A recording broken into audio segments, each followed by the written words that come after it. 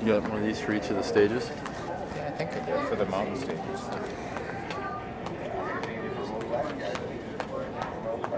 All right, there's our flight. And we sit right up there. So, Bob, are you psyched? Oh, I'm really psyched. I'm psyched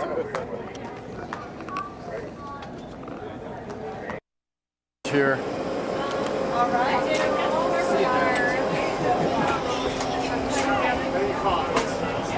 You want me to stand in to your line for the round? Stairs. Doesn't sound.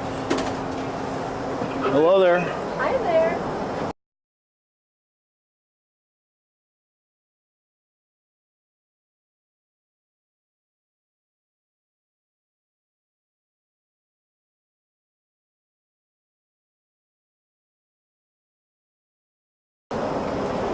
It's our own personal little cabin up here. I wear long pants because it's cold up here. We are in Amsterdam. Right there, Bob.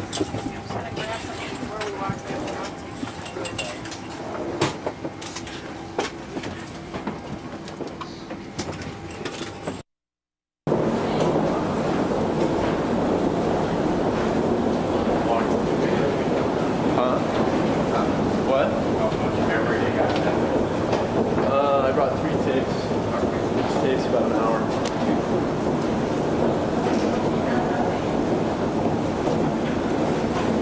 All right, leg 1 of the journey down. We made it safely to Amsterdam.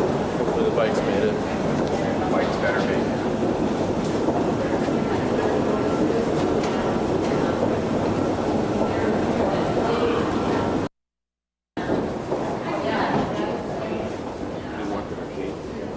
No, there's a transfer desk up there. We can we'll check.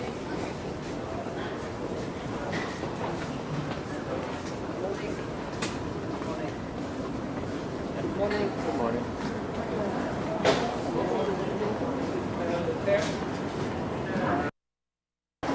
We'll have some really fun with you.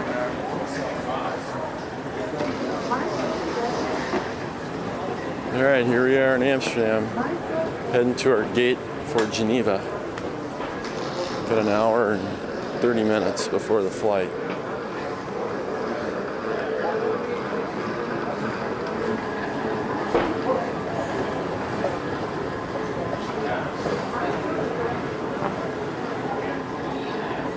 What do you think there, Robert? Right now I'm lost. I'll wake up in an hour. All right, we're here in Geneva. We made it successfully.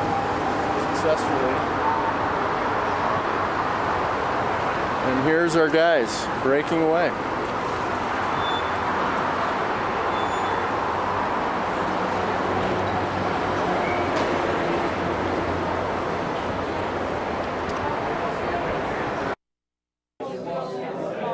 Okay, here we are for the first meeting. A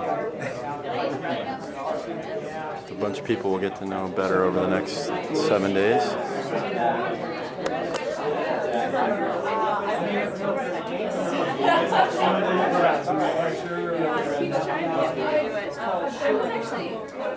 There's Glenn. He picked us up at the airport. There's George. He's from St. Paul? St. Paul. All right. Started here. I would like to introduce all the people who have taken care of you this week. I think everybody's met me.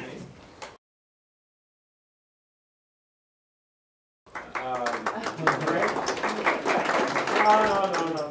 No. I'd like to introduce Glenn over here. He's one of our great mechanics. Also a fabulous mechanic.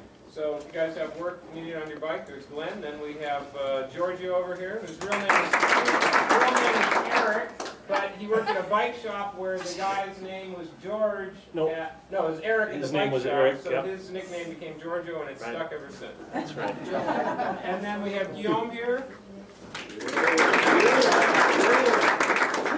a native of France here, so you guys be careful because he's watching all of us. And Guillaume's there to help you as well as Glenn. And then down here we have Mitch, who's also one of our mechanics. And then My real name's Fluffy.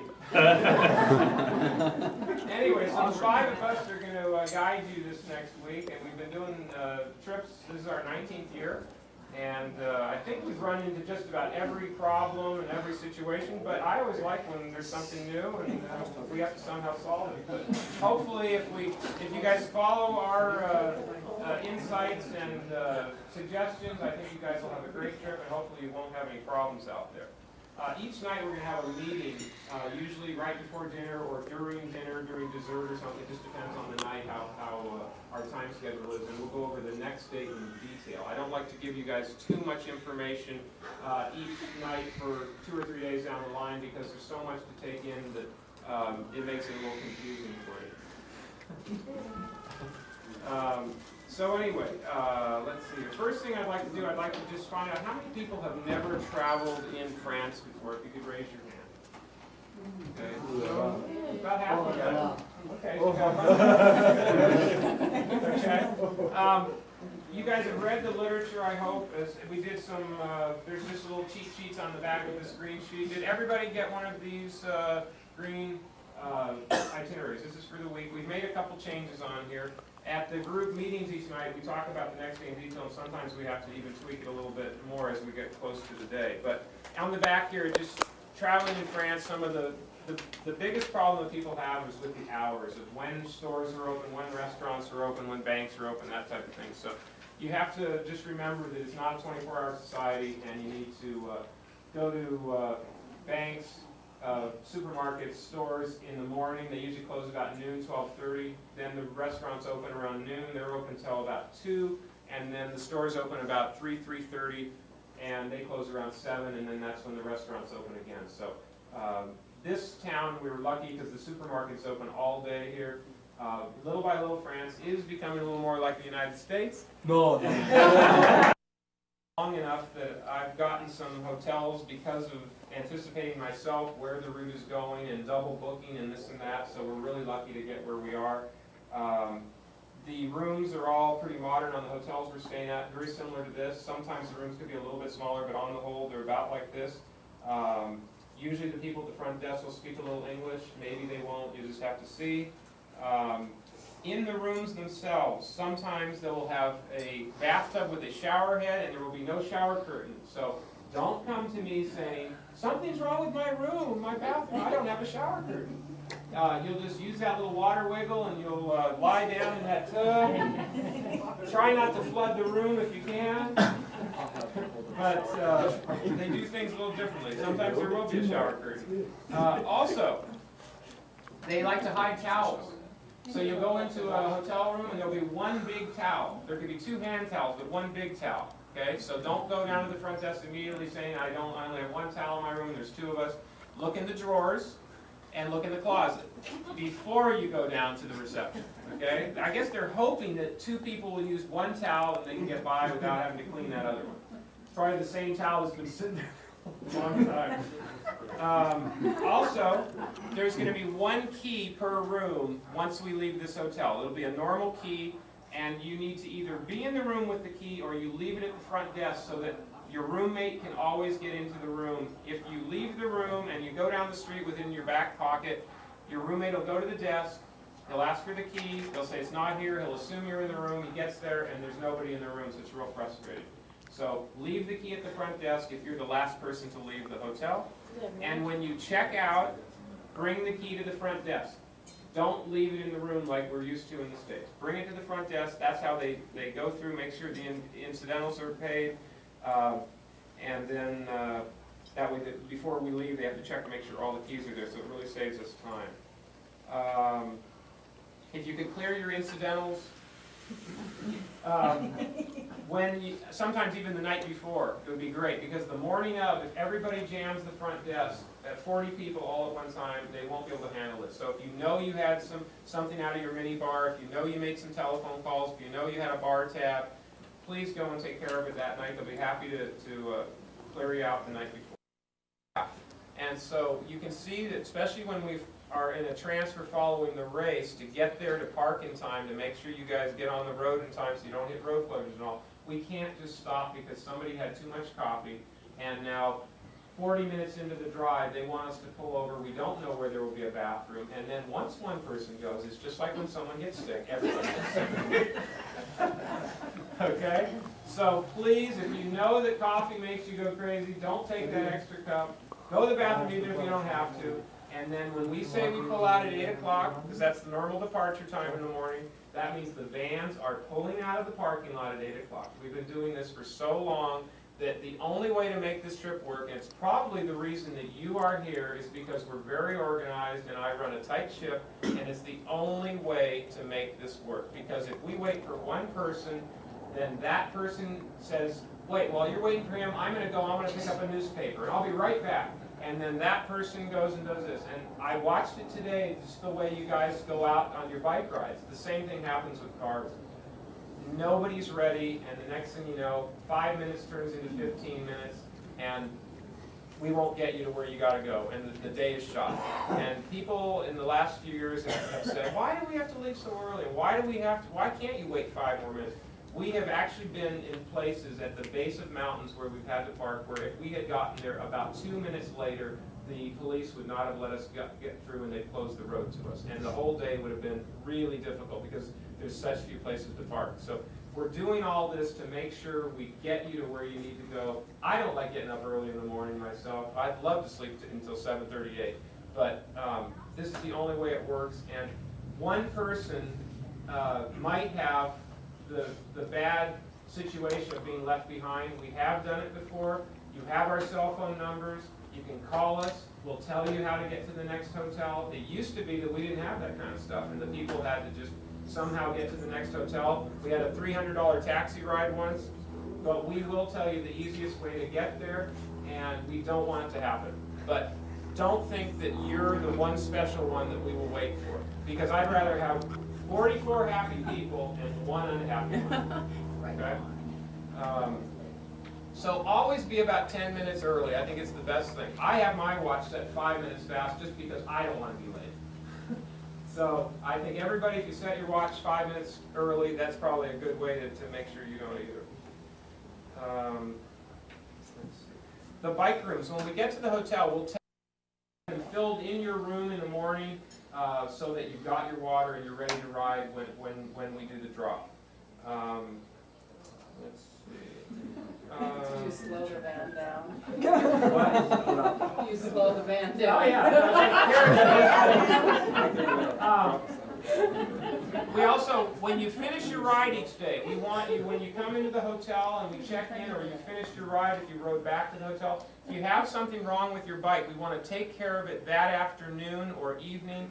And Mitch, we will tell you when that is. But the first thing is to let us know that you have a problem. We don't want the next morning for you to then say, you know what, I've got this derailleur, I need adjusting this and that, because you guys need to be out there quickly. We don't want you to be now having your bike worked on, and usually we're doing other stuff as well. So we do make time for it in the late afternoon and evening, and just let us know and we'll tell you exactly when that is. It's either upon check-in or it could be a little later or after dinner. We'll just tell you when it is, but let us know right away. Don't wait until the next day. We'll have floor pumps out in the morning for you.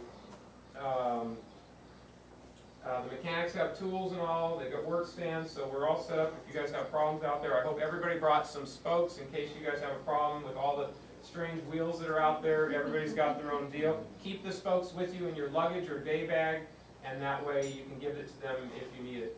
I guess day bag's probably the best, because that way if it happens during the day, you don't have to, your luggage could be back at the hotel.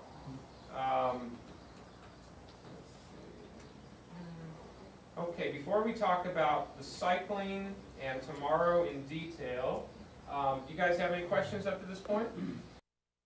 Never do a big group ride. Everybody's a different ability. Some like to go real fast and hammer, and others like to take pictures and all that kind of stuff. We want you to do what it is that you came here to do. So there's no way we want to do a group ride because of that and because it's dangerous. We've got people that look like they're real experienced cyclists and they may be very strong, and you're riding with them in front of you and you're drafting them, and you know, they can be real squirrely. So this is how we get our most accidents happen from people drafting, and then somebody goes down because he overlaps wheels, the guy in front all of a sudden hits his brakes, whatever, and you go, oh, that was stupid, it was his fault for hitting his brakes. Well, it's your fault for being too close because you don't know who it is you're riding behind. And the other thing is descending. I think on the strip we already had, somebody went down, these are roads you guys have never ridden on. Don't be trying to get your PR on the descent. They're very different roads than you guys are used to at home. I know a lot of you guys are from, you know, I don't know, if you have Florida here? Right here. There you go.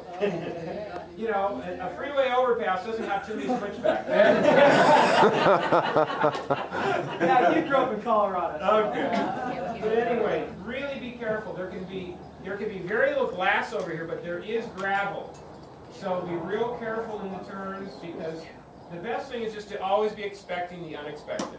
We'll talk about race route riding when we do race route, but just in general, give yourself space. Don't just follow the guy in front of you because you think he can read a map well. That's how everybody always gets lost. He just drags everybody down. The guy in front is just, you know, and then everyone's just hanging on for dear life, and the next thing you know, you descend in this incredible descent only to have to go back up it because you've gotten lost. So anyway, just take it real easy out there and enjoy yourself. And every day we have different mileage choices, and so you do what it is that you know works for you, and don't let peer pressure make your decision for you if you can.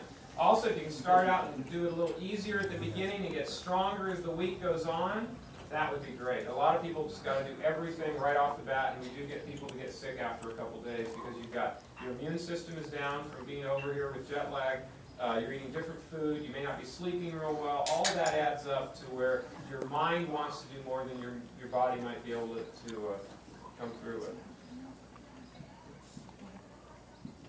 Okay. We are going to talk about tomorrow in detail now. This is a sheet that you're going to see whenever we do a hotel checkout. And that is, we'll have this posted near the front, usually in the lobby area where everybody can see it. And you just usually go out like after dinner and see what's going on. But what we have is tomorrow's Thursday. We have load vans hotel checkout 7 a.m. If you want to come down at 6:45, fine, but try not to come down too much earlier than that because we won't be ready for you. And then breakfast is 7 to 7:30, and then we're out of here at 8. I have special instructions. Dress for cycling with your day bag. Everybody knows what the day bag is. That's what you need during the day to get into. We're going to be doing a transfer from here.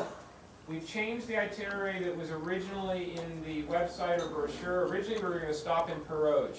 I came in February, and I was a little disappointed. And I thought the riding was not that great. The town was pretty cute. It didn't have enough to offer, I thought, to offset that the riding wasn't so great. So instead, we're going straight to our hotel where we'll be at tomorrow night, and the riding is great there. And the best thing about it is you'll get more riding in, and we'll already be at the hotel, so you'll know where to come back to instead of in a town where we'd have to load up again and then transfer a second time. And this way tomorrow you can get more riding in.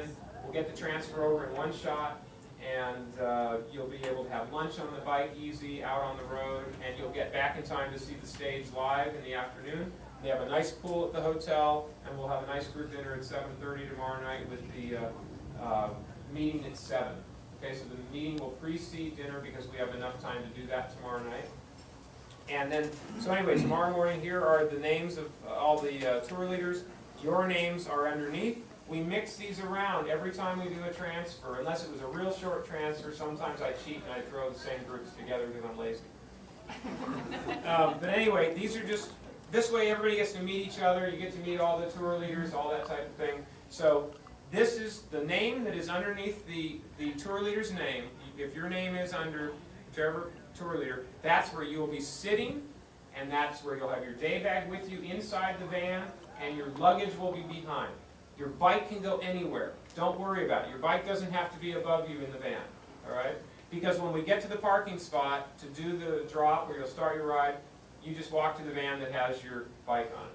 When you do load your bike, please take the front wheel off and lean that wheel on the van that you're loading the bike on. We only want like 9 or 10 wheels on one van. It's easy to find the wheel for those bikes. If one person puts a wheel over here and another puts it over there now, it's really difficult to be cross-checking whose wheel is whose. Okay, if you want to put with a marks a lot, you know, your name on a tire, if you think everybody has a similar wheel to yours, go ahead and do that. But anyway, when you come out, bike goes on top of any van. The tour leaders will be out there, say, bring me your bike, and you'll just load it, leave the wheel behind, hand the bike straight up, water bottles off, and then your luggage goes behind the van with your name on it and your day bag as well. Do not put your day bag with your luggage behind the van just while you're out there in the morning, because we're going to load whatever's out there. And now your day bag's been loaded. You're supposed to have one piece each. It's supposed to be 30 inches long, and that way we can load everything properly. Put the day bag either inside the van that you're going to be sitting in, or keep it with you at breakfast or up in your room, and then just take it at the very end, like 7:45 before you come down. Okay? I realized that they would be there for a long time, but this year only happened one time. There you go. So, I'm Mark Fitzpatrick. I'm from Milford, Connecticut. I work for a women's athletic footwear company. I'm the only male employee, and there's a lot of guys in this room. We need customers. I'm Dave Thompson from Colorado Springs. I work for Honeywell Aerospace. We do satellite work for the Air Force. And I did this in '98 and had a hell of a time. So that's why I'm back. Diane Cahalan, married to David. He talked me into it, and hopefully I can meet him at the top of Alpe d'Huez. No, you can wait for him at the top of it. Yeah. You can wait for me. My name's Lori Bertani. I'm from San Jose, California, and here is my husband. Now you're here. Yeah. That's true. Keith Bertani, and it was actually Lori's idea to come on the trip, and I thank her for that. It's one of my dream trips, and I'm glad to be sharing it with the person I love, and we're kind of on our year anniversary, so we're kind of celebrating. I'm Stacy McAllister from Ridgefield, Connecticut, and 4 years ago my husband wanted to build a bike for me, and I thought he was crazy and told me not to spend too much money because I didn't know if I'd like the sport, and I booked the trip. So, here we are. Jeff McAllister from Ridgefield, Connecticut also. My wife and I had different ideas on what to do for our vacation, and I lost the bet. So here we are. Big day. Dave Troxler. I'm from Asheville, North Carolina. And I'm here to sit on Chris's lap. And this is my son. We got this idea about a year ago that we really were excited about Lance having won 4, so really we decided just wanted to be here to see if he could win 5. And I had a couple of buddies that were in medicine, and asked Bill if he could go. We were lucky enough to get reservations, and we figured that the group this size would need a cardiologist and a pulmonologist. So we thought we had everything covered. No, we need a psychologist. We did. But we knew a psychiatrist is a real good rider, but the neurosurgeon could not come with us, so we just hope that nobody has any real problem. Bill did bring his portable defibrillator. Right in the back, keeps it fully charged up every night. So. I'm Bill Keel, and I'm also from North Carolina, and I actually run a bicycle tour company there, and I'm really here to pleasurize. And also, since I'm from North Carolina, by definition, I'm a Baptist minister as well. You play basketball? No. He can't walk straight without stumbling. I'm Fred Obi. I'm from Milwaukee. This is the second time that I've been here. I skipped for the Pyrenees 2 years ago. And as the Hoover people will remember, this is the year I remembered my pedals. In fact, I tried to take me off says, "It's Fred, do you have your pedals?" I forgot why they wound up riding in running shoes and toe clips that Guillaume was running around looking for, which is not too cool on the Turtle Lake. My name is Rob Adams. I'm from Boise, Idaho, and I'm an HR director for a company called Trust Choice.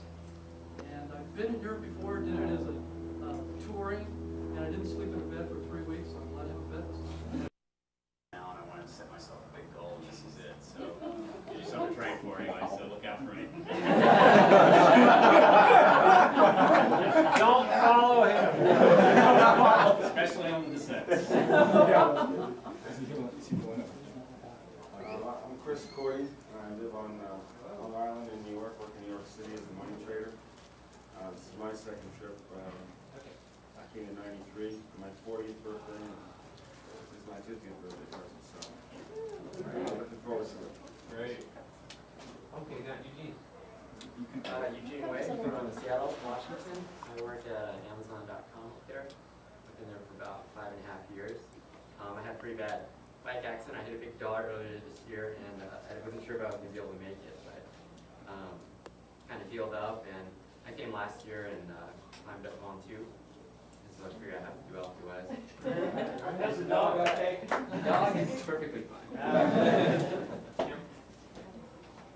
Kim Watson, second year social worker, so I got the site. Oh,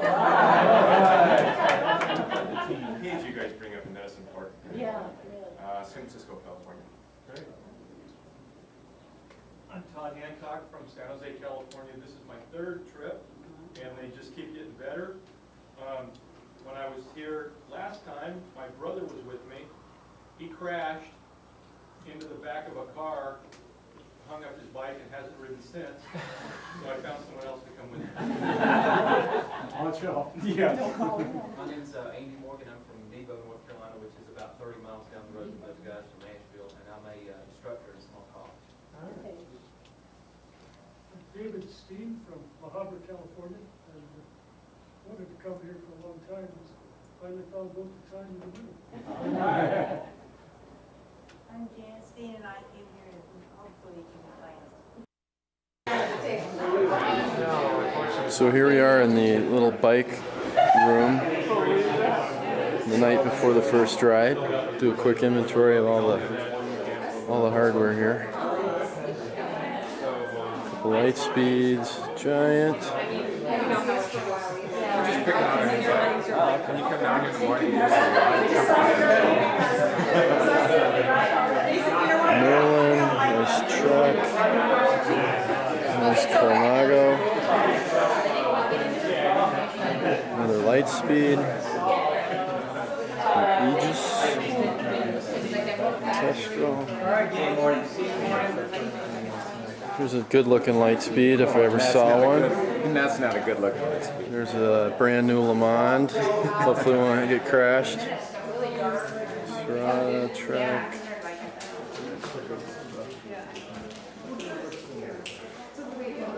Fuji Serratas.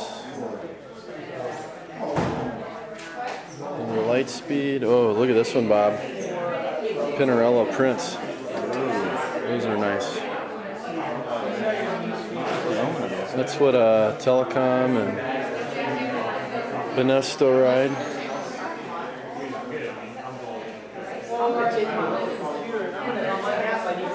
And there's all the bike boxes. That's what I want. It's one of the soft side ones.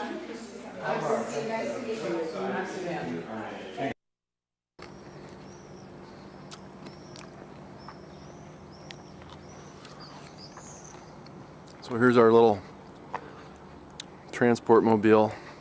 Bike's up there.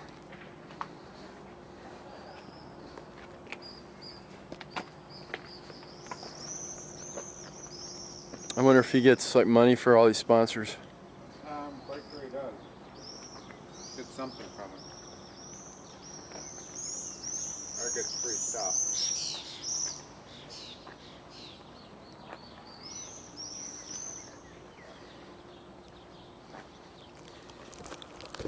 All right, so dinner done on day 1.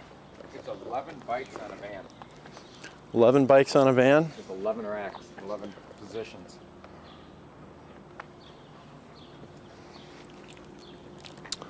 Bob and I are going to go for a little walk. Here's our hotel in Geneva.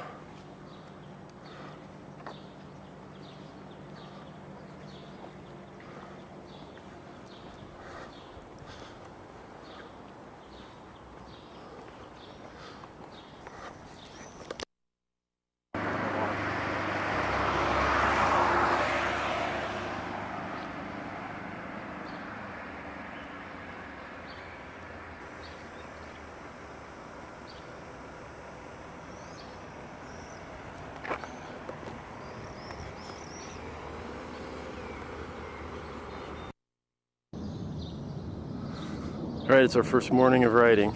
Here's all the bikes loaded on the vans.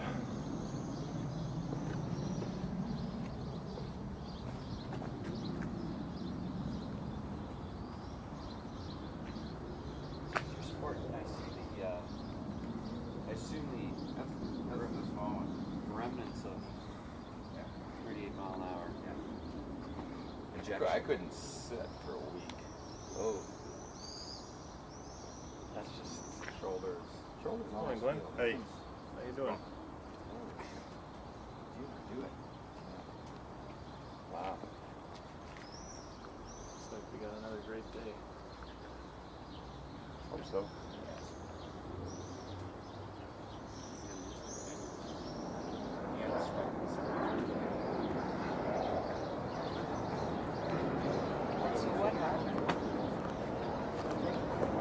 All right, here we go. Day one of riding. Pretty psyched. Beautiful day. Blue sky. Airplane taking off for somewhere. Little day bags all packed up. Should be a great day.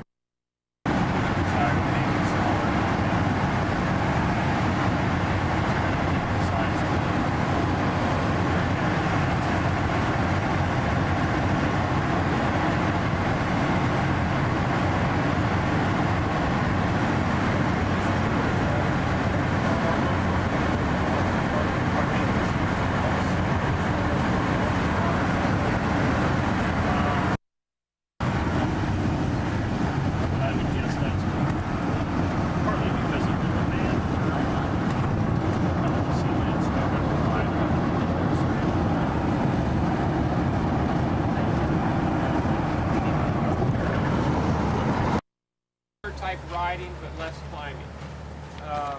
The day after tomorrow is the Col de Ramaz, and there's a loop in the valley, so you can do about, I think, 50 miles that day, and that includes a big Cat 1 climb. So anyway, today you're not under any pressure. There's no race to be seen in person today. All we'd like is that everybody's back, in a decent hour so that we know you're all safe. We're having a meeting at 7 o'clock, either by the pool or the lobby. You'll find us. And then dinner to follow after that. The vans two vans are going out to do sweep, so we will take the luggage from those and have them with the other vans on the ground. Maybe if the cars clear over here, we'll move them over there. But basically, when you guys come back from your ride, you'll go to the van that you were sitting in, and that's the one that'll have your luggage, so you don't have to dig through everybody's stuff. You don't want to deposit 45 bags, and that way it's easy for you to find. For those that are in the sweep van, luggage that was in the sweep vans, we will put them, and you'll know exactly which pile is which. Please, when you're done here, zip up your day bags and put them inside the van you were sitting in. For those that are in the sweep, the vans that will be leaving, we will move them to another location. You will not see your day bags out on the road on the sweep. So take with you, as if you were leaving your house in the morning, what you need to do today for your ride. You should have money. You should have, I know that a rain jacket sounds funny, but it's up to you. We're not in the mountains, so it's not crucial. Looks like we're going to have a warm day. It should be mid-80s, so drink a lot of water. Let me explain now how the routes work. You will start out, everybody on the route on the far left, and so it's right out of hotel parking lot. You go out of the parking lot, and you go right immediately, and then the next one, point one left. Everybody has different cyclometers on their bikes, so when we drive these routes with the vehicles, I could drive it again 2 years later and I get different mileage by a tenth here and a tenth there. If you add it all up, you could have a couple kilometers difference. And I know everybody when they go out always says, well, I got 42.5, well, I got 46, you know. So you've got to follow the written directions. You know, if it makes sense and you're very close on the mileage, you know, take the direction. Don't be thinking, oh, well, maybe I'm hitting it at a 0.4 and it's supposed to be 0.6 and it says fall around towards such and such, but I'm going to go a little further. I mean, if you want to, that's fine. You can kind of, if you're really unsure, go a little further, but chances are that's probably the right direction. You come back to that point. You'll start to see probably if the mileage is always a little slow or a little, you know, a little long for you, depending on your cyclometer. We have total kilometers on the left-hand column, partial kilometers between direction changes in the right-hand column. So everybody goes out this way, then does everybody know what a roundabout is? You come into it, and whatever vehicle is inside the roundabout has the right-of-way. Bicycles should have the roundabout. I always like to feel that we don't, and that you look out for the cars. Don't allow them to, you know, if you're inside the roundabout, they may merge right in front of you because they don't see you. So be real careful when you're in those roundabouts. If I say go straight and around and you're entering the round this way, it means that the exit on the other side is how you're going to continue. If I say right and round, it means you're taking the first exit this way. Left and round means you're going that way. A T-inter isn't tinter. It's a T-intersection. It means you come to an intersection and you can't go straight. You have to go right or left. So I hope everybody read those little map 101 things. I hope that helps a little bit. See, you're going towards town names and road numbers. This route that we are doing today, we did a couple years ago on our trip. When I originally did the scouting and we did Peroge, and I wasn't as happy as I thought I'd be, they do sometimes put in new roundabouts, sometimes a little different signage. We'll be out there in a van. If something's funky, we'll be out there to show you, but it should be just fine. But if it, you know, use a little common sense. If you see a roundabout and it doesn't call it out in here, just follow it the way the road flows.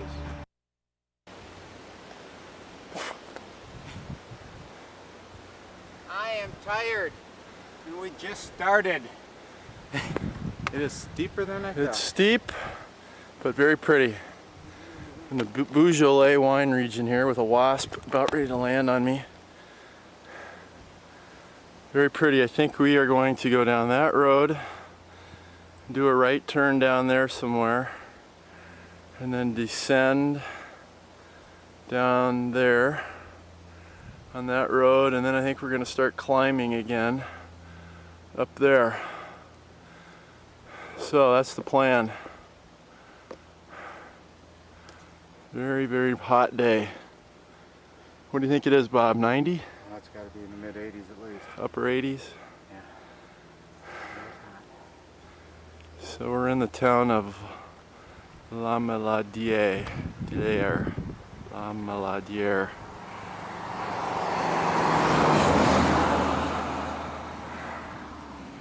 And we've gone, how far? We've gone 32K only. And I'm resting at 72%. Okay.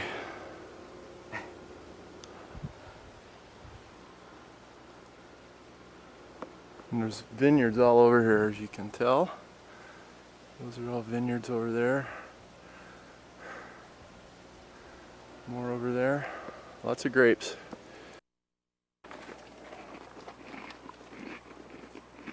This is Paul from Delaware. And you're from Colorado, right? Yeah. What? Well, no, Tampa, Florida. Well, that's right. The big climbs. That's right. Rod from Colorado. Rod from Colorado. We know this guy. And my tongue's hanging out and I'm dead. You guys know what this sign means here? It means there's like gravel on the edge of the road because they've done road work. Oh. Yeah. Oh, yeah. God, yesterday we were riding through a little of that. They resurfaced one. Still though, I mean, there's hardly any gravel. The roads have been awesome. I know. Jeez. So nice. There's no trash or anything on the road. Oh man, it's awesome. I haven't gotten beeped at yet. We had one little toot, but the guy was just letting us know he's coming around us, you know? Kind of if I deserve to be. I've been oblivious going through some of these roundabouts. And everybody's been very courteous.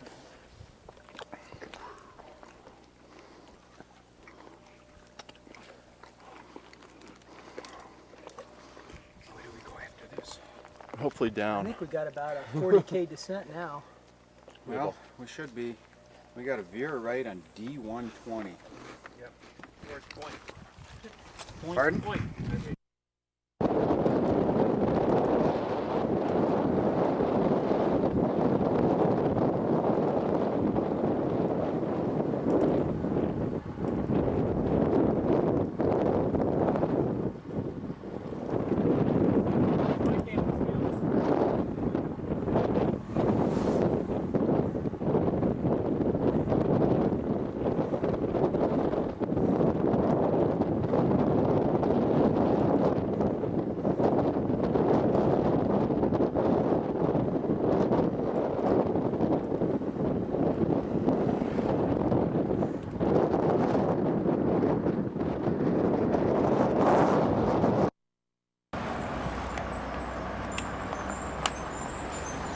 How cool is this?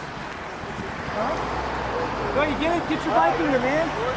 Yeah, you gotta get the whole thing in here, man. Good camera? He does. Get on in there and then we'll get Pretty cool. swap your camera around. This is on the race route into Lyon. Very cool. Right on, man. Get in here, Yo-Yo.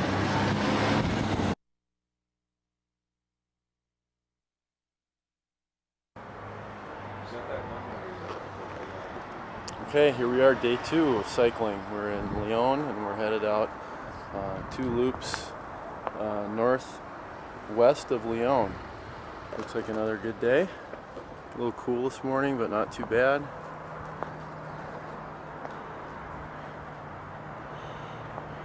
How your legs feel?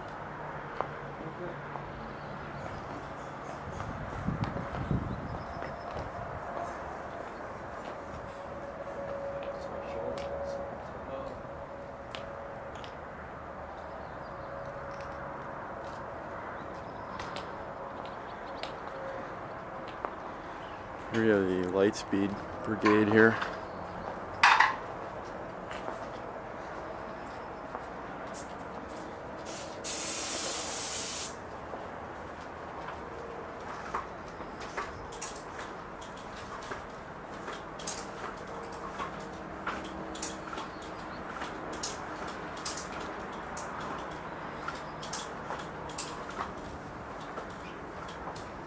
This is Fred from Milwaukee, another Midwesterner. Flatlander climbing in France. And paying for it. And here's Bob, who only wants to do 20 some miles today. You got it. But we're going to talk him into the longer route.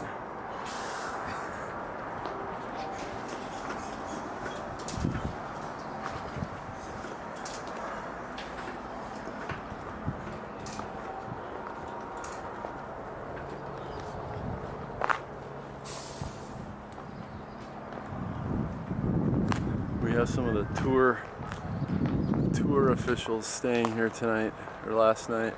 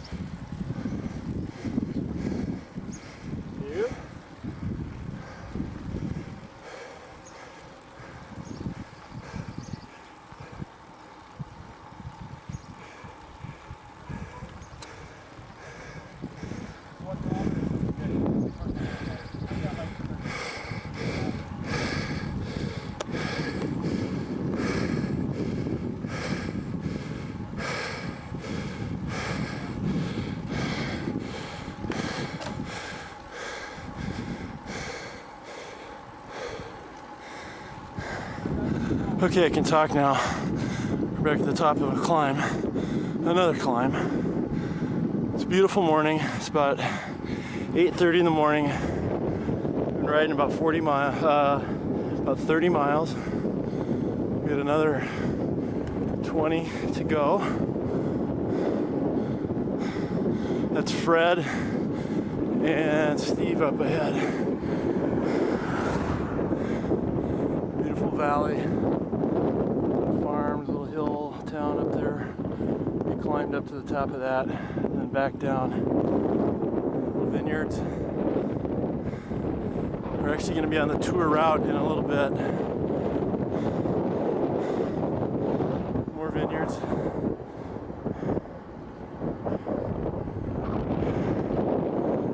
I'm going to go downhill, so I'm going to turn this off for a while.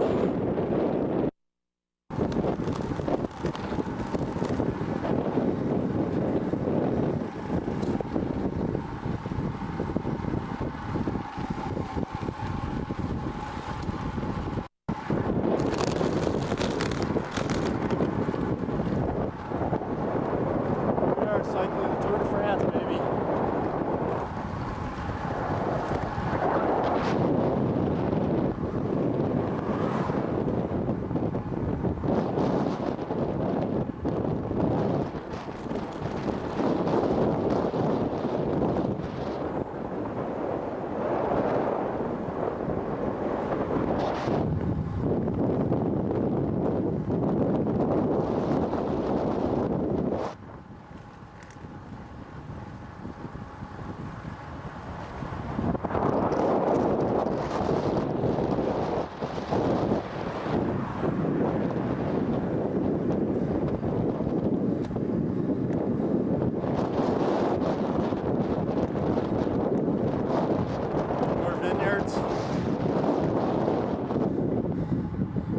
We're on a nice gradual descent.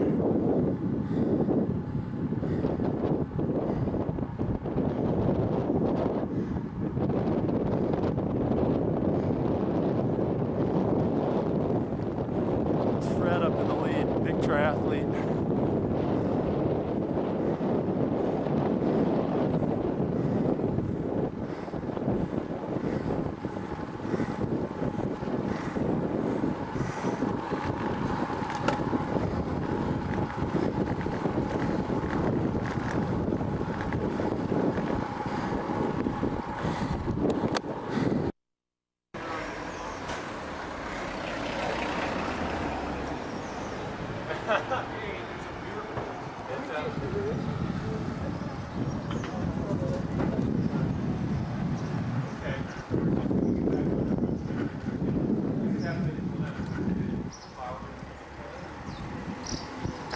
Car up.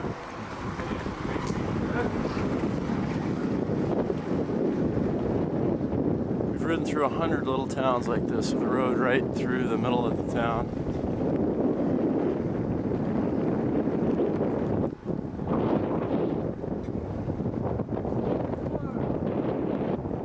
Say hello, guys.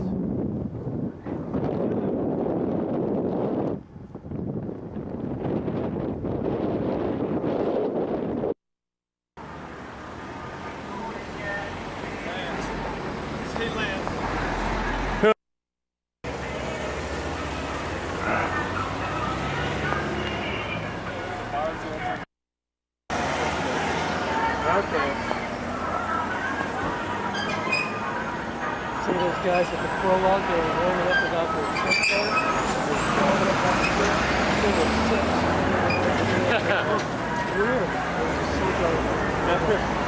You see when we were coming down on the way out, some of those vans were pulled on the side already, had ripped off those tour things that they had on the side on their bike.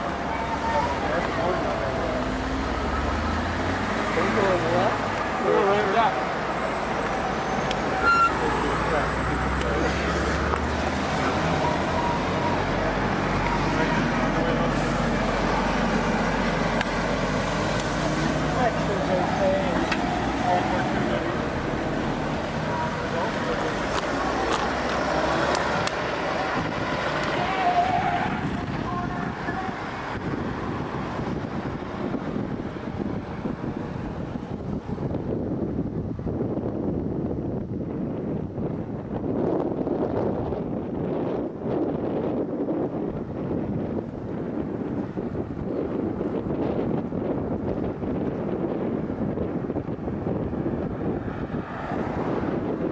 They've got all the winners of the tour listed on these posts.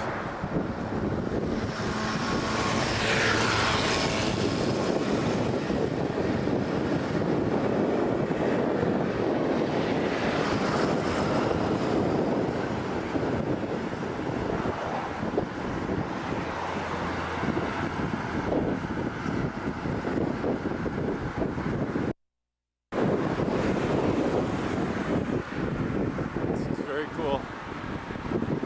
This is a lot of fun.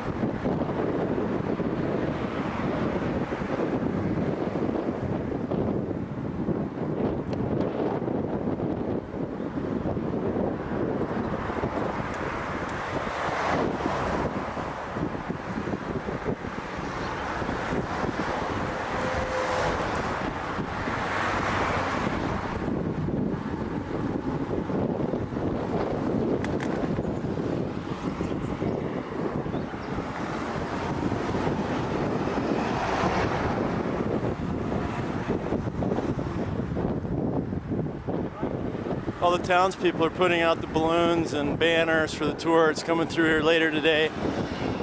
Those arrows up on the... Yeah, right.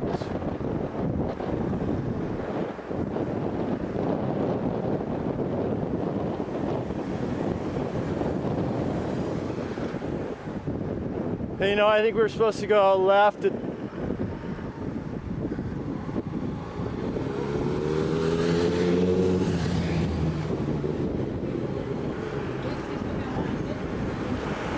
Left here. I think so. We may want to check the map though. Right up the hill. Where are the other guys?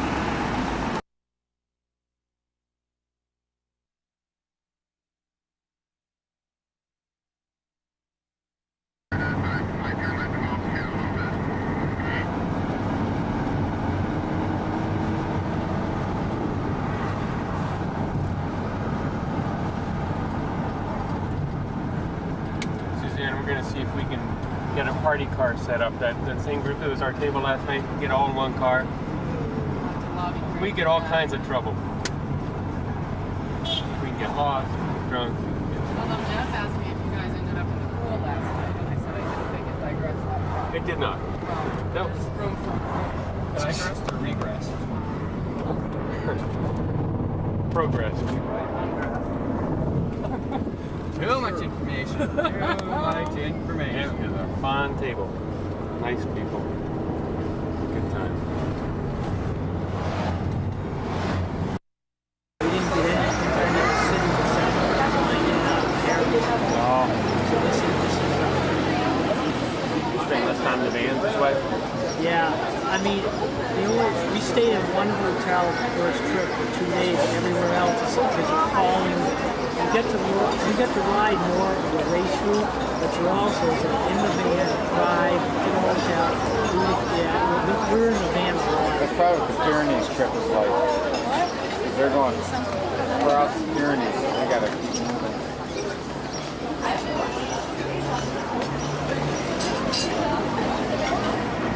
A little lunch in Lyon. Yeah, McDonald's has tables and chairs outside.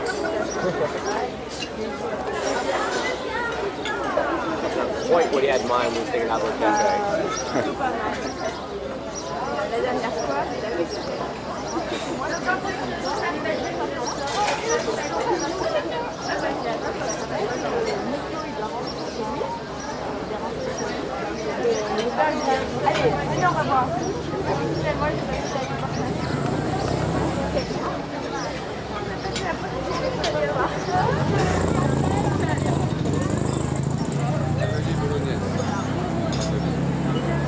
Oh, that looks good. Might be nice. Oh, yeah, that's your other That'll look good on the white shirt there, Bob.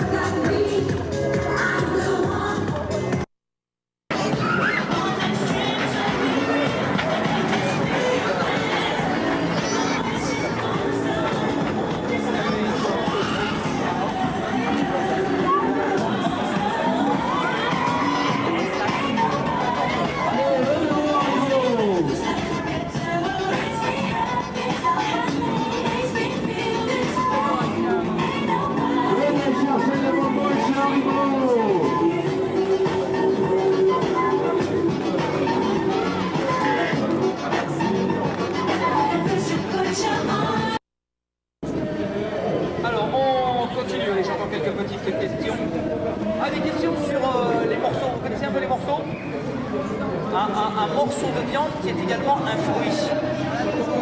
Alors, un morceau de viande qui est également un fruit. Arrêtez de souffler là ici. Attends, le boucher vient de souffler en bas. La prune? Non, c'est pas bon. La prune, mais il souffle. Finish line at Lyon, 1K to go. La fraise, on va dire que c'est bon, mais c'est pas celle-là, il y en a encore une. Un gros cadeau, d'accord, pas de souci. Should be a lot of fun. Alors, comment? Coming by in about 2 La poire, hours. ça c'est la bonne réponse. On a encore un autre, hein. Vous avez la poire dans la pomme, vous avez des jeunes hommes. D'accord, d'accord. C'est pas de souci, voilà, c'est cadeau. Allez chercher le temps. Ouais, vous avez la poire.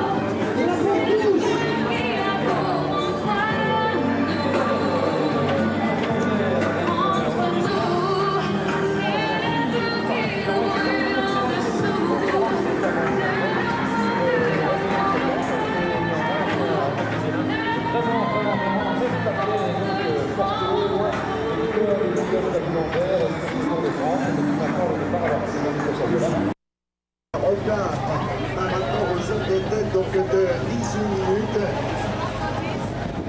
Nous rappelons donc le tour de monde tel qu'il était. Donc ce matin sur la ligne de départ à 9h, donc nous avions pour le vainqueur de l'étape, on va commencer par l'Estaquarelle. Ensemble, si vous voulez bien, puisqu'il s'est passé des choses très intéressantes en discussion par contre. Vous savez qu'après la troisième victoire hier d'Alessandro Petaghi, Petaghi n'avait plus qu'un point de retard sur Robbie McEwen. Il est passé en troisième position au premier sprint intermédiaire au kilomètre 36,50 et avait marqué 2 points. Et puis au troisième sprint, il y a peu de temps, eh bien Robbie McEwen est passé troisième lui aussi. Il a marqué 2 points, ce qui fait qu'il reprend la tête pour un petit point encore devant Alessandro Petaghi. Mais évidemment, tout va se juger sur la ligne d'arrivée tout à l'heure avec les modifications 20, 12 et 8 secondes. Voilà un message, un bonjour amical à notre ami Nounours qui nous rejoint sur la ligne d'arrivée, donc avec nos amis de Jean Delatour qui ont vécu un moment très fort, donc avec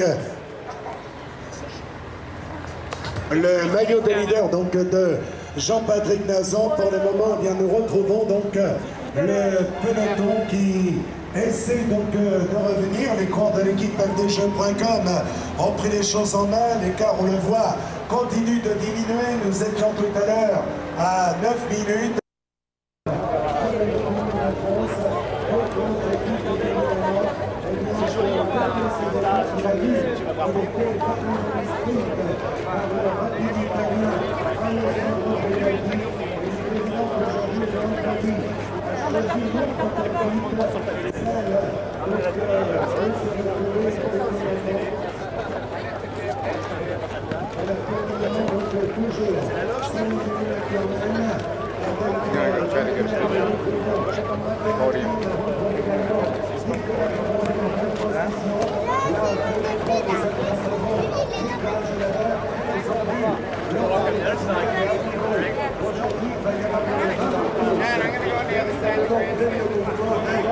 D'un côté l'équipe face à Bortolo, et espère évidemment que son leader s'en ira chercher une 4e victoire d'étape, mais nous n'en sommes pas là pour le moment. Donc nous retrouvons un peloton regroupé, puis Jean-Luc, on a pu constater que malgré la longueur de l'étape, eh bien celle-ci est menée de manière rythmée, puisque plus de 48 km étaient couverts dans la première ronde de course. Voilà, et puis une information intéressante, après le passage de la côte des Écharmeaux tout à l'heure, Christophe Mangin a pris la 3e place.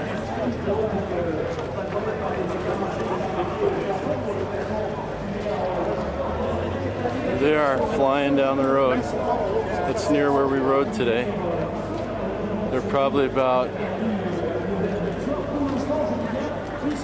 40 or 50K from the end. Où il y aura un nouveau sprint intermédiaire pour le classement de la montagne, on verra bien.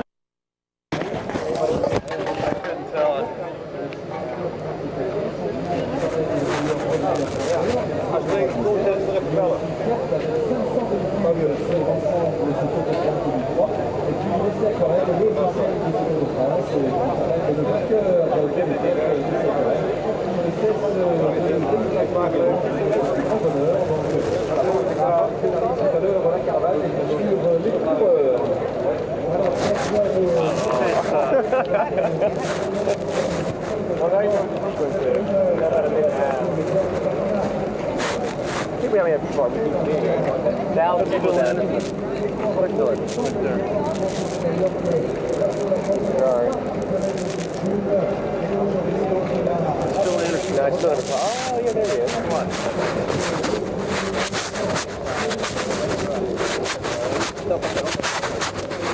Phil, can I get a photo with you? Yeah. Is that okay? Very nice. How you going, guys? How you doing? Good, how are you? Here for the summer, are you? Yeah, we're on a biking tour for a week. Oh, right. Bit of fun?